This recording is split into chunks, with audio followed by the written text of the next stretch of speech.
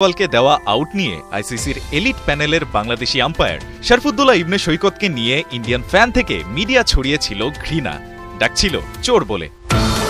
সেই সৈকত আবারও আলোচনায় অন্য কারণে। চ্যাম্পিয়ন্স ট্রফিকে সামনে রেখে 15 সদস্যের ম্যাচ অফিসিয়ালদের নাম ঘোষণা করেছে আইসিসি। সেখানে নাম আছে দাদাবাবুদেরকে কাঁদানো এই বাংলাদেশি আম্পায়ারের।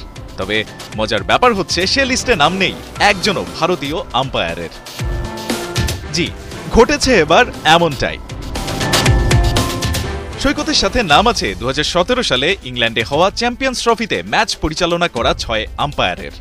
সাথে ম্যাচ রেফারির দায়িত্বে থাকবেন অস্ট্রেলিয়ার ডেভিড বুন, শ্রীলঙ্কার রঞ্জন মাদুগালে ও জিম্বাবুয়ের অ্যান্ডি পাইক্রফট।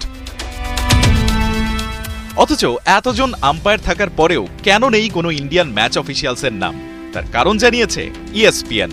তারা বলছে, শুরুতে জাভাগাল শ্রীনাথ এবং নিতিন মেননের কথা ছিল এই প্যানেলে থাকার, তবে তাদের আছে বিশেষ এক আপত্তি।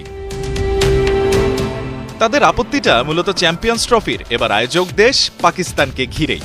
স্বদেশ ভারতের মতোই তাদের আপত্তি আছে শত্রু দেশে গিয়ে কোনো ম্যাচ পরিচালনা করতে। তবে তাদের জন্য কোনো হাইব্রিড মডেল আনতে রাজি হয়নি আইসিসি। তাই তো পারস্পরিক বোঝাপড়ার ভিত্তিতেই তারা আইসিসিকে জানিয়েছেন পাকিস্তানে তারা করবেন না কোনো ম্যাচ পরিচালনা।